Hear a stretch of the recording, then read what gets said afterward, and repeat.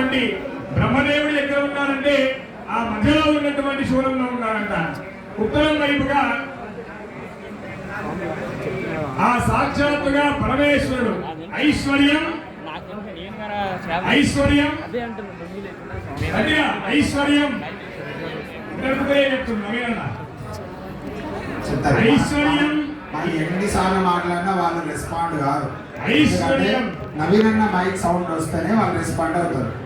ఎందుకంటే అది హర కానివ్వండి ఏదైనా కానివ్వండి గురుగారి శబ్దం వస్తేనే వాళ్ళు రెస్పాండ్ అవుతారు. మాకు అర్థమైంది ఈ విషయం.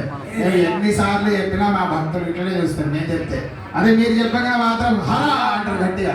ఈ ఆకశాల మొత్తం ధ్వని వాళ్ళు చేయనట్టుగా అట్లా ఇప్పేయమని వాళ్ళు వెళ్తారు అంతే. రెస్పాండ్ అవుతారు కానీ అంత దూరం నుంచి రెండే బొండాలు తినని ఇంకా వినిపిస్తలేదు సౌండ్.